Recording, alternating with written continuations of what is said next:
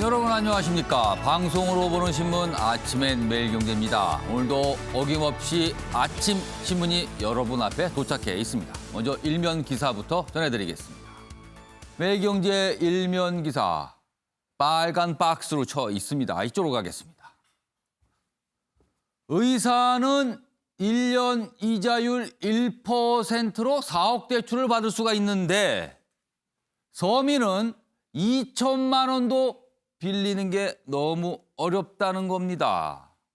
코로나 이후 대출 크게 늘었다는 소식 여러 차례 전해드렸는데요. 막상 자세히 들여다보면은요. 힘든 사람은 더욱 힘들어졌다. 이런 내용입니다. 고신용자 편중, 금융 양극화 현상이 뚜렷하게 나타나고 있다는 겁니다. 막상 처지가 힘들어서 돈이 급하게 필요하지만 빌리기가 너무 어려워졌다는 겁니다. 다음은 조선일보 보겠습니다. 다시 코로나 통금, 악몽의 겨울 이런 제목이 붙어 있습니다. 기로에 섰다는 내용도 담겨 있습니다. 지금이 굉장히 중요한 시점이라는 거죠. 내일부터 수도권 2단계로 사회적 거리 두기가 높아집니다. 검사 40%를 줄인 토요일에도 330명 확진자가 쏟아진 겁니다. 지금 300명대 계속 이어지고 있습니다. 밤 9시 이후 식당, 노래방, 매장 영업 못하고 유흥시설 전면 영업 금지입니다. 2단계가 되면 내일부터 되면 이렇게 되는 겁니다. 이번엔 한국일보 보겠습니다. 기사가 이쪽 아래쪽에 위치하고 있습니다. 세계은행 출신 초선 조정훈 의원입니다. 조정훈 의원, 시대전환 의원입니다. 예산안 심사, 대충, 그리고 밀실주의의 극치다. 본인이 초선 의원으로서 그리고 그에 앞서서는 세계은행 근무를 했기 때문에 이쪽 분야 전문가라고 할 수 있죠. 국회 예산심사 어떻게 되는가 들여다보니까 한숨만 나온다는 겁니다. 내용 보면요. 산자위서 지켜본 부실심사의 민낯이다. 이런 작은 제목이 있고요.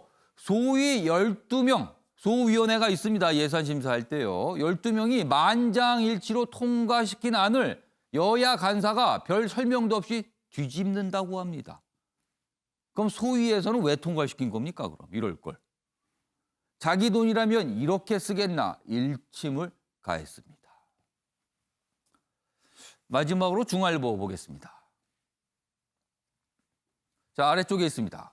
오늘 춥습니다.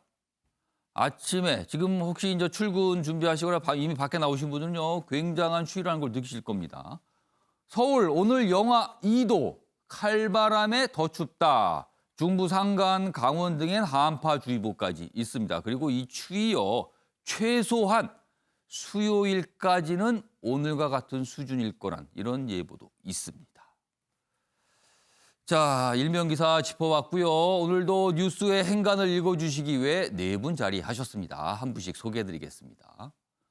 먼저 윤경호 MBN 논설위원 자리하셨습니다. 그리고 그 옆에는요, 최경철 매일신문 편집위원 나오셨습니다. 그리고 김종욱 동국대 외래교수 자리하셨고요. 마지막으로 조대진 변호사 나오셨습니다. 안녕하세요.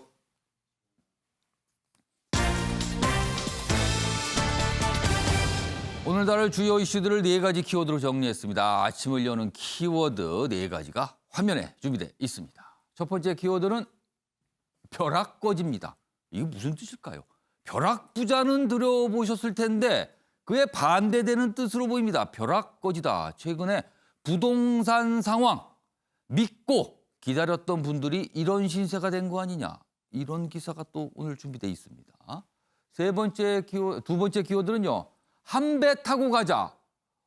어제 여당 내에서 굉장히 많은 국회의원들이 참여하는 모임이 결성이 됐습니다. 그리고 그 자리에서 한 배 타고 가자. 이런 목소리가 나왔습니다. 여기서 이 한 배 무슨 뜻일까? 오늘 한번 분석해 보고요. 세 번째 키워드는 백신 민족주의입니다. 지금 미국, 독일 등등등 백신 개발 굉장히 속도를 내고 있는데요. 막상 이 만들어지게 되는 백신 누구부터 쓸 것인가 이걸 놓고요. 각국이 좋은 말 많이 내놓고 있지만 알고 보면은요. 우리부터 맡겠습니다. 이렇게 분위기가 가는 거 아니냐. 이런 지적 많이 나오고 있고요. 마지막 키워드는요. 말년 대통령입니다. 대통령 임기가 거의 막바지인 대통령 누굴까요? 트럼프 미국 대통령입니다. 그 행태가요. 이런 표현이 맞는지 모르겠는데 한마디로 가관입니다. 그 모습도 준비되어 있습니다. 자, 그럼 아침에 매일경제 본격적으로 출발하겠습니다. 부동산 얘기부터 좀 해봐야겠습니다. 주말 동안 굉장히 많은 분들이 부동산 기사 접하셨을 거로 생각이 드는데요. 부동산에 관한 내용도 있지만요. 그 부동산과 관련해 등장하는 여러 사람들의 그 목소리에 대해서 많은 분들이 좀 뭐랄까요. 곰곰이 생각을 좀 해보셨을 것 같습니다. 첫 번째 기사입니다. 매일경제 기사인데요. 정부 믿고 집 안 샀더니 졸지에 벼락거지 신세다. 그렇습니다. 여기서 이 벼락거지란 말이 좀 등장을 했는데요. 갑자기 주변을 돌아다 보니까 나만 가난해진 것 같더라. 이겁니다. 커지는 무주택자 박탈감, 자조 섞인 신조어 이렇게 등장을 했습니다. 내용 좀 더 보겠습니다. 여기 보면요. 작은 제목으로 4줄이 준비되어 있는데요. 착실히 돈을 모아온 직장인들 기다리고 나면 집값이 좀 안정되고 떨어질 것 같다. 이렇게 믿은 겁니다. 그런데요. 오히려 집값 폭등에 월세 난민으로 전락을 했다. 왜냐하면 전셋값마저 뛰었거든요. 그리고 분양가 상한제 때문에 로또 아파트 지금 곳곳에서 광풍입니다. 청약 가점이 웬만큼 높아서 기다리면 나한테 청약 기회가 오겠지 했던 분들이 있습니다. 그런데 웬걸 청약 가점 웬만해서는 당첨이 안 된다는 겁니다. 역시 집을 못 산다는 거죠. 두 가지 경우가 있습니다. 좀 더 자세히 밑에 설명되어 있습니다. 두 가지 유형이 있다. 이게 이른바 벼락거지 이런 표현이 등장하게 된 두 가지 배경이 있는데 첫 번째는요 이겁니다. 일개미파다. 이분들 전셋집을 구해서 집을 사기보다는 집값이 안정될 기다리면서 돈을 열심히 모은 겁니다. 한 푼, 두 푼 열심히 모았습니다. 그런데요. 요 아래로 갑니다. 집값 변동 위로 갑니다. 집값 변동보다는 개인의 노력이 더 중요하다고 믿고 집을 무리해서 사지 않은 경우입니다. 그러나 지금 현실은 이분들 집을 잡을 수 없는 상황까지 간 거 아니냐. 이렇게 됩니다. 이게 첫 번째 유형. 위쪽으로 갑니다. 두 번째 유형은요. 타이밍파다. 그러니까 이분들은요. 청약 가점에 대략 한 50점 정도 좀 웬만큼 가점을 쌓은 상태에서 청약을 기다리면은 뭔가 더 물량이 많이 나오고 기회가 오겠지라고 기다릴 겁니다. 그러나 집값이 내려갈 때 매수하려고 전세살이를 선호하고 이렇게 기다렸는데 결국은 청약도 제대로 못 살 판이라는 거죠. 너무나 높은 청약 점수 때문에. 이런 분들이 또 계시다는 겁니다. 자, 다음 사항 보겠습니다. 이런 상황에서 정부가 전월세 안정대책을 내는데 그중에 하나가 매입 임대입니다. 정부가 빈집을 사들여서 깨끗하게 좀 만들어 놓고 임대를 주겠다는 거죠. LH 매입 임대 주택 찾아 호평 쏟아낸 김현미 국토부 장관. 은평구의 빌라 임대주택 현장을 방문했습니다. 역세권의 방 3개, 좋은 주거 공간입니다. 이렇게 뭔가 호평을 했다는 거죠. 앞선 기사와 이 기사, 오늘 동시에 많으신 분들이 비슷하게 좀 다루고 있습니다. 자, 그럼요. 이 기사와 관련된 영상이 준비되어 있습니다. 확인해 보겠습니다.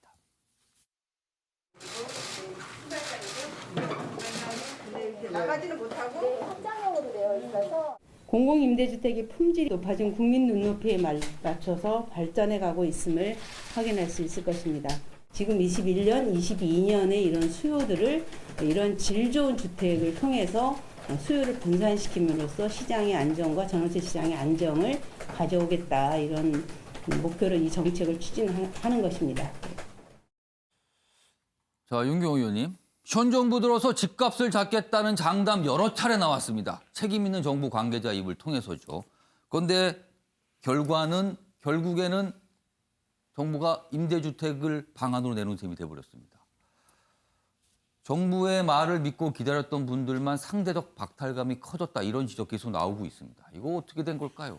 24번 대책을 내놨다고 하는데 맨 마지막에 나온 게 전세 대책, 소위 말하는 서민층의 주거 안정 예. 지원 방안 이렇게 나왔는데 그럼 이게 마지막이냐?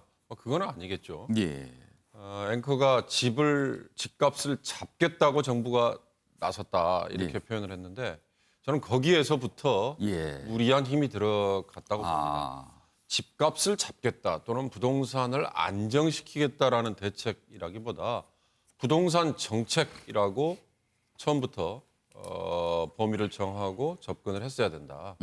그렇게 되면 수요와 공급을 맞춰주는 게 가장 기본이 될 거고요. 예. 그러고도 안 되면 세금이라는 집을 두 채, 세 채, 네 채 가지고 있는 분들은 당연히 세금을 내는 거 감수해야겠죠. 예.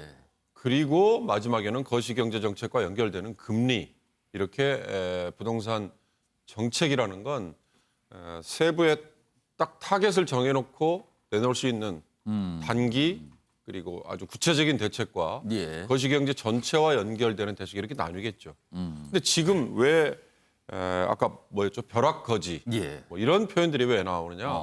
상대적인 박탈감이지 않습니까? 상대적 박탈감. 나는 묵묵히 저축하고 예. 때를 기다려서 나중에 내 수입이나 소득 수준에 맞는 정도의 대출과 섞어서 또는 돈을 모아서 예. 집을 사겠다라고 생각하는 사람들과 아까 기사에도 슬쩍 표현이 있었습니다만 무리해서 예. 사는 사람들. 이 무리해서라는 거는 소득이나 수입에 비해서 훨씬 많은 대출 예. 이런 것들을 얻어서 사는 경우겠죠. 그러나 최근에 집값 오름세가 그렇게 예. 무리해서 산 사람들이 오히려 웃는 예. 이런 현상이 나타났으니까. 결과적으로 그런 분들이 시세 차익을 많이 이미 거둔 상태다. 이런 얘기가 나온단 그렇습니다. 말이에요. 그러니 상대적 박탈감이 예. 점점 커져버리는데 이유를 따지자면 정부가 정책을 잘못 폈다, 오히려 부추겼다 이런 것도 있지만 예. 기본적으로는 저금리라는 데서 출발을 하는 거죠. 다시 원점으로 돌아가면 이런 상대적 박탈감이라는 거는 정부의 정책에 대해서 예. 긍정적으로 우호적으로 생각했던 사람들도 등을 돌리게 만들 거거든요. 이런 식으로 계속 이어진다면 이건 정부가 어떤 정책을 내놔도 예. 믿고 따라가기는 힘들다. 그렇다면 처음부터 집값을 잡겠다라는 식의 표현이 아니라 수요와 공급부터 시작하는 부동산 정책을 펴겠다라는 예. 걸로 시작을 해야 24번 그런데도 무안타다라는 비아냥을 피할 수 있지 않을까 싶습니다. 자, 현 정부에서 가장 큰 과제로 떠오른 게 부동산 문제입니다. 집값 문제죠. 그런데요, 사실 이 집값, 부동산 정책의 내용도 내용이지만요. 이 내용을 전달을 하거나 그 내용과 관련돼서 책임 있는 자리에 계신 분들이 내놓은 발언들, 최근에 잇따라 논란이 좀 되고 있거든요. 그 기사가 다음입니다. 부동산 실패 인정 않는 여권, 정책 옹호 나서다가 실언 릴레이 아니냐. 자, 이 기사는 실언이라고 좀 규정을 했어요. 물론 또 여권에 계신 분들은 이게 어떻게 실언이냐. 그냥 얘기를 한 거다. 현실을 얘기한 거다. 이럴 수도 있습니다만 동아일보의 평가는 실언 릴레이라고 지금 묘사를 하고 있습니다. 내용 좀 더 보겠습니다. 여기 보면 일단 이 작은 제목이에요. 자, 이 부동산 관련된 민심 뭐 그다지 좋지 않죠. 정부에 대해서 호의적이지 않습니다. 분란 민심의 부채질 왜 반복될까? 자, 그럼 구체적으로 어떤 발언들이 그동안 있었는지가 설명돼 있습니다. 이 부분입니다. 장하성 모두가 강남에 살 이유 없어. 이 발언 벌써 나온 지 꽤 됐죠. 이 발언도 꽤 많이 회자가 됐고요. 이해찬 천박한 도시 만들면 안 돼. 서울과 관련해서 이렇게 얘기했습니다. 진선미 아파트에 대한 환상 버려야. 이 발언 가장 최근에 나왔고요. 국토부 차관 임대차 3법은 성장통이다. 자, 전문가들 가치관과 인식 왜곡 드러난 거 아니냐. 이딴 실언이 정책 신뢰를 무너뜨리고 있다. 여권 관계자 입으로 다 해먹을 판이다. 그러니까 굳이 이렇게까지 얘기 안 해도 되는데 이것 때문에 더 논란이다. 뭐 이런 평가 같습니다. 지금. 옆에도 뭐 발언들이 정리가 돼 있는데요. 뭐 글자로 보는 것보다 어떤 발언인지 영상으로 바로 확인해 보겠습니다. 보시죠. 비교해봐도 전혀 뭐 차이가 없거든요. 그래서 이런 인식을 아니면 정보를 우리가 정확하게 제공해줘야 되겠다. 방금도 방 3개 뭐 다 이렇게 있거든요. 그래서 그런 부분들이 저희가 매입 임대주택이라는 그 방향으로, 그러니까 왜냐하면 이제 실제로 3년 뒤면 좋은 아파트들도 계속 공급이 되잖아요. 그러니까 이 3년 동안에 부족 부분에 대한 고민들을 좀 훨씬 빠르게 더 아파트보다는 훨씬 더 쾌적하게 살 수 있는 그런 공간들을 마련할 수 있게 최선을 다해보려고. 호텔 중에서도 지금 관광 산업이 많이 위축되다 보니까 내놓는 경우가 있는데요. 호텔방을 주거용으로 바꿔서 전월세로 내놓는 방안 등등이 포함되어 있는 것으로 알고 있습니다.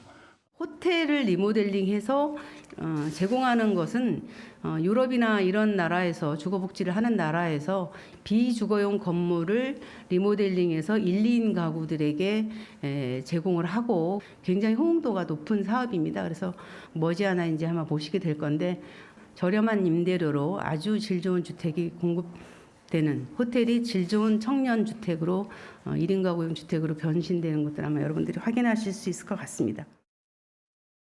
한강변은 이렇게 배를 타고 지나가면 저기는 무슨 아파트 한 평에 얼마, 좀 조금 지나면 저기는 무슨 아파트 한 평에 얼마, 이걸 쭉 설명을 해야 돼요. 아파트 설명밖에 없습니다, 한강변에서. 근데 유럽의 그 세네 같은 데 가보면 여기는 노트르담 성당, 여기는 역사 유적이 쭉 이렇게 있습니다. 그 설명을 듣는 게 그렇게 큰 관광 유람이거든요. 우리는 한강변에 맨 아파트만 들어서 가지고 저긴 단가가 얼마, 저기는 몇 평짜리 뭐 이런 천박한 그런 도시를 만들면 안 되는 거거든요. 그래서 이런 품위 있고 그 아까 말한 안전하고 가 국가 경제에 너무 부담이 되기 때문에 그죠. 그렇게만 떨어뜨릴 수도 없고. 그렇게도 안 떨어질 겁니다. 이 농산이 뭐 이게 아니 여당 국토위 의원님께서 그렇게 얘기하시는데 국민들은 어떻게 해요? 자, 가장 최근 발언도 있고요. 좀 시간이 지난 발언들까지 좀 묶어봤습니다. 최영철 편집위원. 네. 일단 이 발언 어떻게 보셨어요? 대통령께서 이런 말씀을 하셨습니다. 부동산 시장이 안정화되어 가고 있다고. 올해 그런 말씀을 하셨거든요. 예. 그렇기 때문에 이 집권 세력으로서는 부동산 시장이 안정되었다는 것을 국민에게 설명을 해야 되거든요. 대통령께서도 이렇게 말씀하셨는데 예. 강요들은 그리고 여당 의원들은 증명을 해내야 될 것 같습니다. 안정됐다는 거를 어떻게든 보여줘야 된다. 그렇습니다. 보여줘야 되는데 보여주려고 하니까 근거가 없는 겁니다. 그러니 억지가 나오는 것이죠. 진선미 의원 같은 경우는 예. 뭐 집에 대한 환상을 버리라, 아파트에 대한 환상을 버리라고 아파트에 대한 환상. 예, 말씀하셨는데 그것은 자신이 버리면 될 것이지 누구에게 버리라고 할 위치에 있지는 않는 것이죠. 그렇기 때문에 많은 분들이 진선미 의원에 대해서 굉장히 비판을 가했는데 지금 이것은 결국에는 대통령을 향한 심기 경호밖에 되지 않는다. 누구도 이 말을 믿지 않는다. 누구 어떤 말을 하더라도 집값을 잡겠다고 해놓고 못 잡았는데 거기에 대해서 반성을 하지 않고 자꾸만 다른 변명을 하니 거기에 대해서 신뢰가 떨어지는 것이죠. 예. 그러니 자꾸 무리한 말들이 나오는 겁니다. 그러니 아파트에 대한 환상까지 나오는 것이고 예. 그러니 진선미 장관은 마리 앙뚜아네트의 비교가 돼서 뭐 빵이 없으면 쿠키를 먹으라는 뭐 루이 16세의 뭐 부인이었던 마리 앙뚜아네트의 비유가 되는 것인데 그렇게 국민에게 얘기를 한다고 해서 국민이 듣질 않습니다. 이 정부가요. 캠페인 정부가 되고 있습니다. 정책으로 거기에 맞게 실효성이 있는 효과를 내야지 말만 하고 있습니다. 말로 국민에게 무엇을 할 수가 있겠습니까? 예. 이제는 정책을 내고 이제는 25번째 정책 낼 것 같으면 이번에는 제발 안타를 치러주시기를 간절히 바라겠습니다. 자, 김재호 교수님. 지금 뭐 영상으로도 봤고요. 그다음에 신문 기사, 글자로도 좀 읽어봤는데 그 맥락, 그 발언들의 맥락을 보면 또 뭐 이해가 되는 측면도 있어요. 그런데 중간중간에 들어갔던 어떤 표현들이라든가 그 전체적인 부동산 민심 자체가 워낙 악화된 상황에서 저런 말들이 나오니까 또 반응이 굉장히 좀 뭐랄까요? 부정적으로 나온 게 아닌가 싶기도 한데요. 예, 뭐 정부 여당 입장에서 부동산 정책이 실패했다고 인정하기 어려운 측면이 분명히 있죠. 그러다 보니까 정부 정책을 뒷받침하기 위한 방법들에 대한 다양한 생각들을 하다 보니까 예. 말에 실수들이 나오게 되는 거고 그 실수가 저희 국민적인 공감대를 얻을 수 없는 얘기들이 나오기 시작하는 거죠. 그러니까 핵심이 뭐냐면 아까도 말씀드린 아파트에 대한 환상을 버려라. 근데 우리나라 국민들 같은 경우는 더 넓은 곳, 더 좋은 집, 그다음에 교통, 환경, 교육 여건 좋은 집 이런 데 살고 싶어해요. 이건 욕망이 아니라 희망입니다. 근데 그 희망을 욕망으로 얘기해 버리게 되면 아니 그러면 우리나라 국민들이 무슨 재미로 세상을 살아갈 수 있겠어요. 그걸 바라는 건데 근데 현실은 다 아시겠지만 2017년 문재인 정부가 등장한 이후에 서울 아파트 가격 같은 경우가 24평 기준으로 해서 4억 정도가 올랐다고 얘기하고 있고 최근 1년 사이에 전세 가격이 1억, 2억씩 올라갔다는 얘기가 분명히 있습니다. 좀 그렇다면 소위 여당 같은 경우는 국민의 어떤 마음속에 발을 디디고 얘기를 해야 되는데 그렇지 않은 측면들이 분명히 있는 거죠. 전 그리고 정부 정책이 나름대로는 좀 의미 있다는 생각이 드는 게 있어요. 왜냐하면 내년에 11만 4천 가구 정도의 소위 임대형 전세가 보급이 되지 않습니까? 그리고 2023년부터 수도권 지역에 127만 가구 정도가 공급이 될 상황입니다. 좀 그렇다면 지금 정부 여당은 하나하나의 발언이 중요한 게 아니라 전체적인 계획을 통해서 국민들에게 앞으로 부동산 정책이 이렇게 갈 것이니 거기에 맞게 잘 살펴보시고 대처하십시오라고 말씀을 하셔야 되는데 그런 설명보다는 대통령법처럼 예를 들면 욕망을 버려라. 이렇게 얘기를 하게 되면 국민 정서가 안 맞을 것 같고요. 부동산 정책이 단기에 해결되지 않습니다. 누가 뭐라고 얘기하더라도. 부동산 정책은 그것을 입지를 정하고 짓고 공급을 해야 되기 때문에 저는 그렇다면 지금 상황에서는 국민의 마음에 공감하는 발언을 통해서 우리의 실수를 인정하고 그 실수의 바탕 위에서 앞으로 어떻게 나가야 될 방향을 잘 설명하는 게 우선이다. 저는 그렇지 않고 조급한 발언을 하게 되면 계속 부동산 늪에 빠질 수밖에 없다고 생각을 합니다. 그러니까 이런 말 나오는 이유가 정책 옹호 그리고 부동산 정책은 현 정부 부동산 정책은 절대 실패한 게 아니다. 이런 부분을 강조하다 보니까 이런 발언. 아파트에 대한 환상 뭐 이런 발언 아니면 임대주택 못지않게 뭐 임대주택이 좋다라는 발언 뭐 이렇게 발언 여러 가지 있습니다. 실제 보면은 뭐 맞는 대목이 있을 수도 있습니다만 아까 말씀드렸다시피 부동산 민심 심상치 않거든요. 그런 상황에서 이런 얘기를 내놓기 때문에 오히려 더 불을 붙이고 있다. 이런 분석들이 오늘 많이 나오고 있습니다. 자, 부동산 문제 이 정도로 좀 정리하고요.